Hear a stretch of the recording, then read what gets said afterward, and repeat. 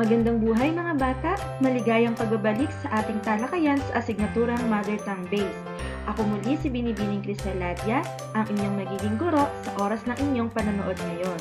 Ngunit bago natin simulan, alamin muna natin ang mga dapat tandaan habang tayo ay nasa online class.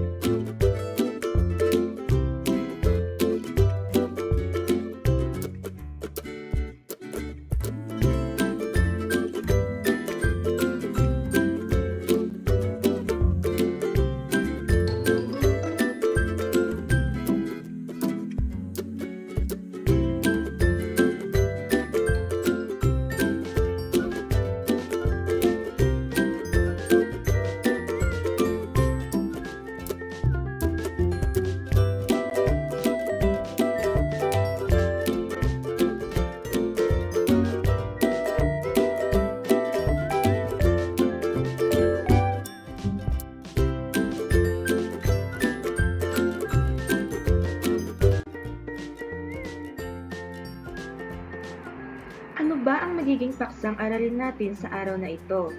Ang paksang aralin natin ay obligasyon, kagustuhan, inaasahan, at kahilingan. Ano naman ang tatalakayin natin na nakapaloob sa ating paksang aralin? Ang tatalakayin natin ay pagpapahayag ng pansariling obligasyon, kagustuhan, inaasahan, at kahilingan. Bago natin ipagpatuloy ang ating aralin, sagutin muna natin ang ating unang pagsubok. Tandaan na ang ating unang pagsubok ay sukatan lamang kung tayo ay may nalalaman na sa ating paksang aralin o kung may dapat pa tayong malaman. Ang panuto para sa ating unang pagsubok ay punan ng patlang ng salitang umaasa o kahilingan upang mabuo ang diwa ng pangungusap. Isulat ang iyong napiling sagot sa isang malinis na papel. Para sa unang bilang, patlang akong hindi uulan sa pagluwas namin sa Maynila.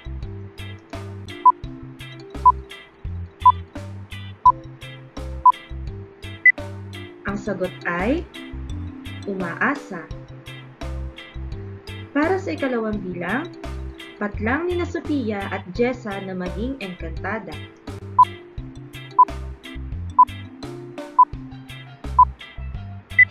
Ang tamang sagot ay kahilingan.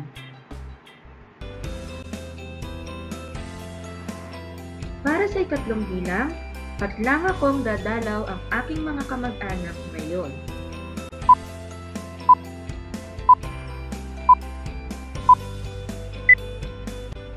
Ang tamang sagot ay umaasa. Ikaapat na bilang, patlang ng aking pinsan na makakita ng taga-ibang planeta.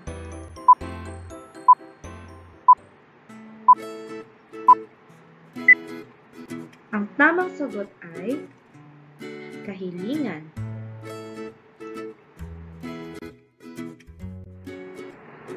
Para sa ikalima at huling bilang, patlang si Roman na mananalo sa paligsahan.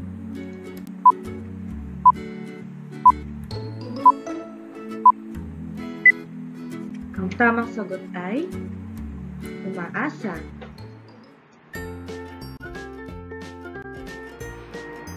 At dahil nasagutan na natin ang unang pagsubok, ngayon, tayo ay magbalik tanaw sa ating nakaraang aralin. Ang panuto para sa ating pagbabalik tanaw ay lagyan ng tamang panlapi ang bawat salita upang matukoy ang kahulugan ng mga salitang initiman at nakasulat ng pahilig sa mga pangungusap. Para sa unang bilang, natanaw ni Rosa ang mga bunga ng mangga sa itaas ng puno. Ang nakaitim at nakahilig na salita ay natanaw.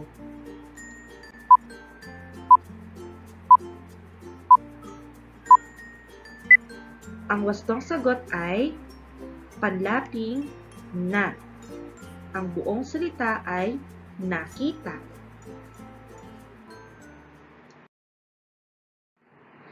Para sa ikalawang bilang, nadarang sa apoy ang kamay ni Lita kaya siya umiyak.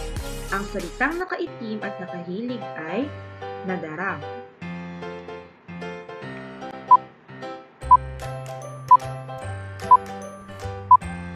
Ang wastong sagot ay panlaping na at ang buong salita ay napasok.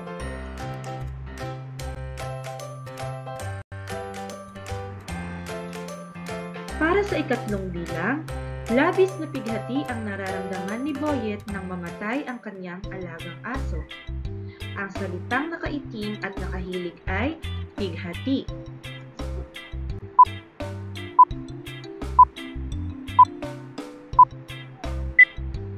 Ang tamang sagot ay panlaping ka at an.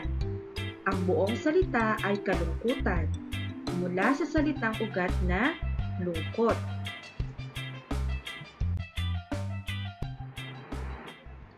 Para sa ikaapat na bilang, hindi napansin ni Mang Ambo ang rumaragasang sasakyan sa kanyang harapan. Ang salitang nakaitim at nakahilig ay rumaragasang.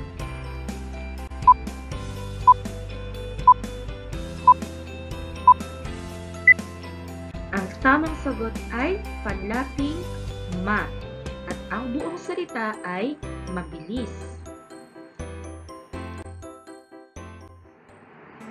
Para sa ikalima at huling bilang, ngayon ang araw ng kapanganakan ni Melissa. Ang salitang nakahilig at nakaitim ay araw ng kapanganakan.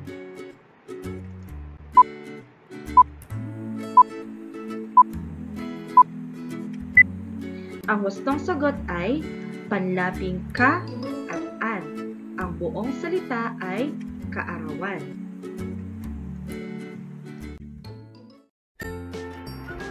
Nasagutan niyo ba ng wasto at maayos ang ating unang pagsubok at balik tanaw?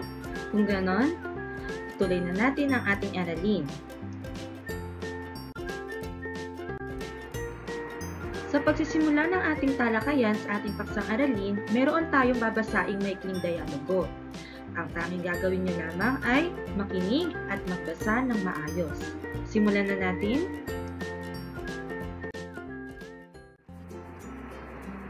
Ang babasahin nating dialogo ay usapan sa pagitan ng dalawang estudyante.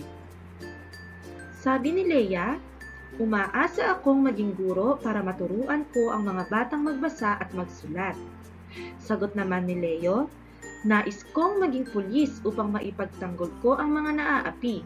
Gusto kong maging kasing lakas ni Superman.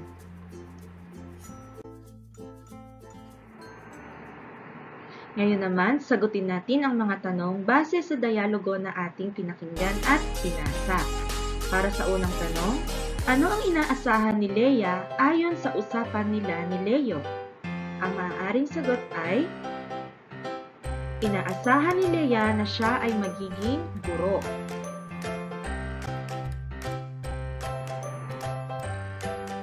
Para sa ikalawang tanong, ano naman ang nais ni Leo? Ang sagot ay, nais maging pulis ni Leo. Para sa ikatlong tanong, ano ang gustong mangyari ni Leo? Ang sagot, gusto ni Leo na maging kasing lakas ni Superman. Para sa ikahapat, alin sa pahayag ni Leo ang hindi maaaring mangyari? Ang tamang sagot ay ang pahayag ni Leo na gusto niyang maging katulad ni Superman. Para sa ikalimang tanong, bakit kaya sa iyong palagay ay hindi maaaring matupad ang gusto ni Leo na maging kasing lakas ni Superman? Ang sagot? Dahil hindi totoong mayroong tao na kayang lumipad at kasing lakas ni Superman. Para sa ika-6 at huling tanong, bakit kailangan gampanan ang ating obligasyon? Ang sagot? Dahil ito ay ating tungkulin na dapat nating tapusin.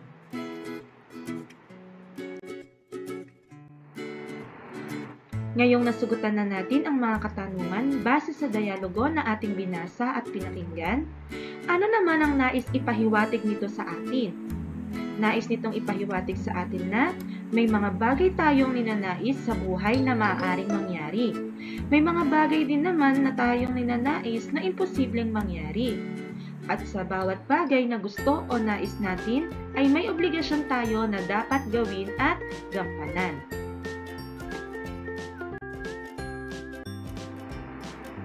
Matapos rin nating mapakinggan at mabasa ang dialogo at ang mga dapat nating malaman, kailangan din nating maunawaan ang mga sumusunod na bagay.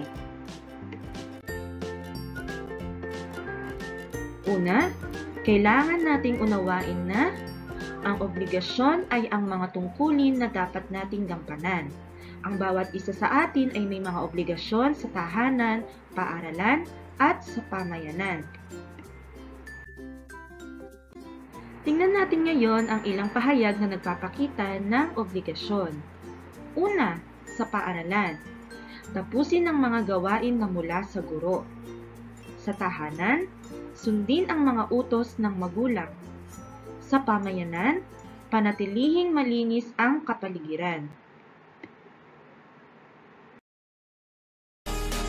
Dapat din nating maunawaan na ang kagustuhan ay ang pagpapahayag ng pagnanais makamit ang isang bagay. Ito ay may posibilidad na mangyari kung magsusumikap. Ito ang ilang halimbawa ng ating mga kagustuhan. Una, gusto kong maging isang doktor. Pangalawa, gusto kong magkaroon ng malaking bahay.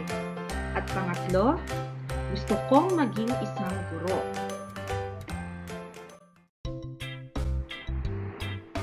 Dapat rin nating maunawaan na ang inaasahan ay ang pagpapahayag ng iyong naisin na maaari o posibleng mangyari sa makatotohanang buhay. Inaantay ang pagkakataon kung kailan ito mangyayari.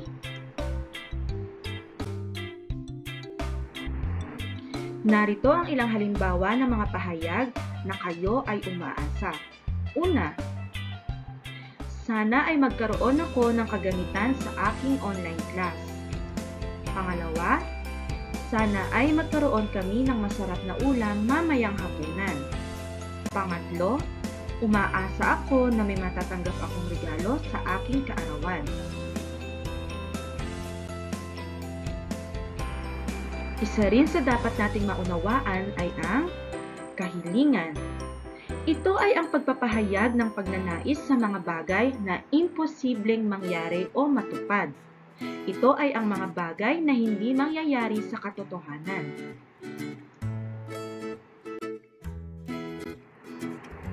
Ilan sa mga halimbawa ng mga pahayag na nagpapakita ng iyong kahilingan ay: una, magkaroon ng kaibigang prinsipe. Pangalawa, makagawa ng lumalakad na bahay. At pangatlo, makapaglaro sa kalawakan.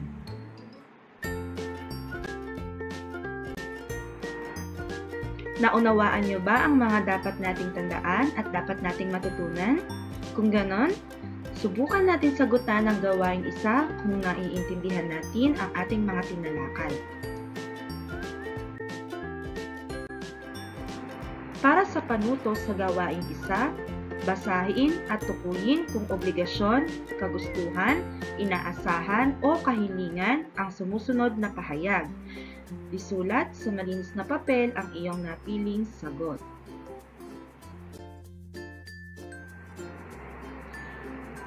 Para sa unang bilang, gusto kong maging doktor. A. Kagustuhan, B. Obligasyon, C. Kahilingan, o D. Inaasahan.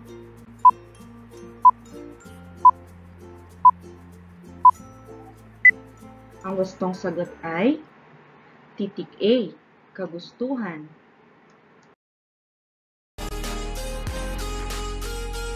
Magkaroon ng buntot upang makalangoy sa dagat. A. Kagustuhan, B. Obligasyon, C. Kahilingan, o D. Inaasahan.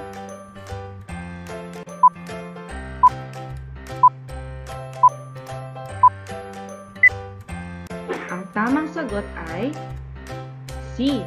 Kahilingan.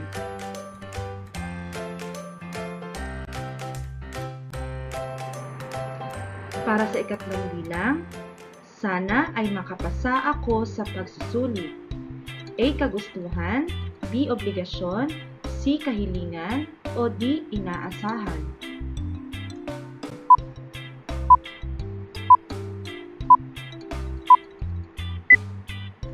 Ang tamang sagot ay titik B. Inaasahan. Para sa ikaapat na bilang, lagi akong sumusunod sa utos ng aking mga magulang. A. Kagustuhan, B. Obligasyon, C. Kahilingan, o D. Inaasahan.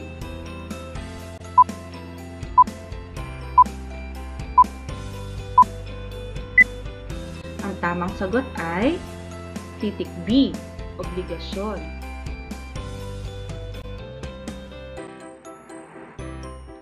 Para sa ikalimang bilang, gusto kong magkaroon ng kaibigang dragon. A. Kagustuhan, B. Kahilingan, C. Obligasyon, o D. Inaasahan.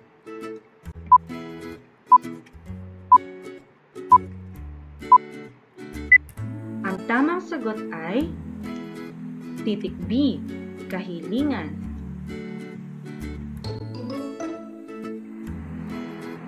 Ituloy natin ang pagsasagot sa gawain 2.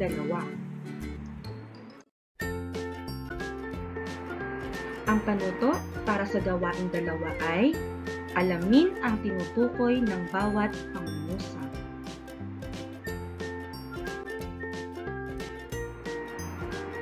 Para sa unang definisyon, ito ay nagpapahayag ng mga tungkulin na dapat nating gampanan. Ano ang tinutukoy natin?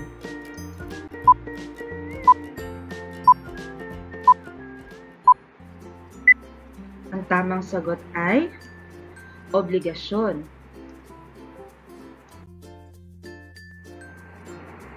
Para sa ikalawang definisyon, ito ay ginagamit sa pagpapahayag ng naisin na maaaring mangyari o makatotohanan.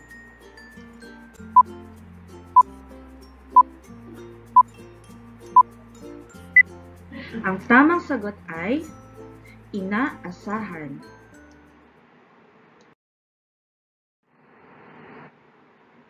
Para sa susunod na definisyon, ito ay pagpapahayag ng pagnanais sa mga bagay na imposibleng mangyari o matupad.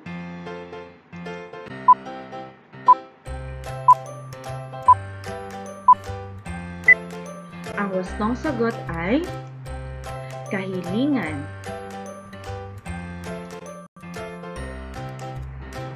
Para sa susunod na definisyon, ito ay ang pagpapahayag ng pagnanais makamit ang isang bagay.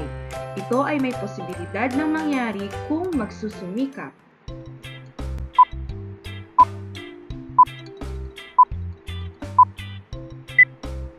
Ang tamang sagot ay kagustuhan.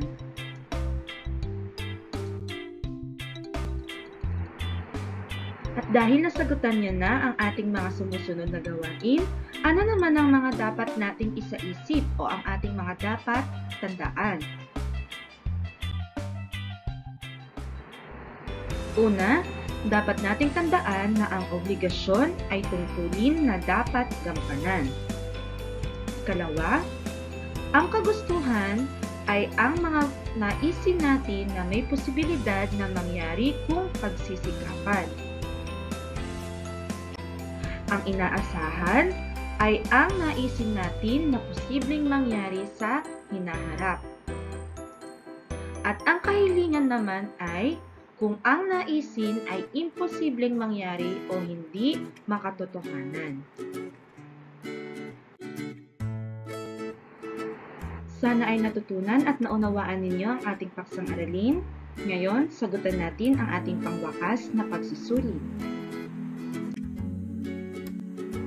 Para sa ating pangwakas na pagsusulit, ang panuto ay tukuyin ang angkop na titik na ipinapahayag ng bawat pangungusap. Isulat sa malinis na papel ang iyong napiling sagot. Para sa unang bilang, sinusunod ang utos at bilin ng mga magulang. A. Obligasyon, B. Kahilingan, C. Kagustuhan, o D. Inaasahan.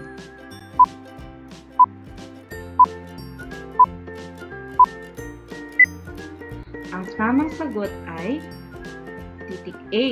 Obligasyon. Para sa ikalawang bilang, gusto kong maging isang bumbero upang matulungan ang mga nasusunugan.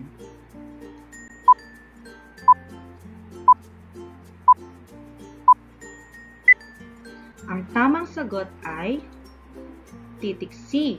Kagustuhan.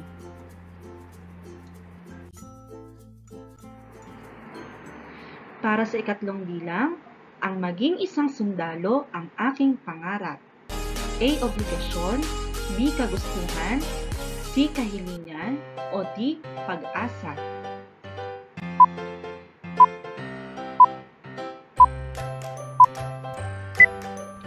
Ang tamang sagot ay titik B. Kagustuhan.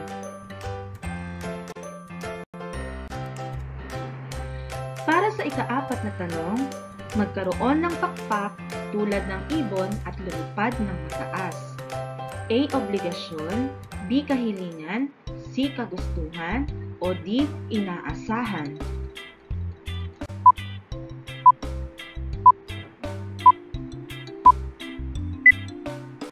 Ang gustong sagot ay titik B.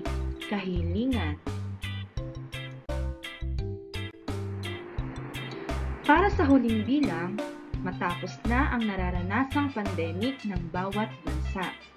A. Obligasyon, B. Kagustuhan, C. Kahilingan, D. Inaasahan.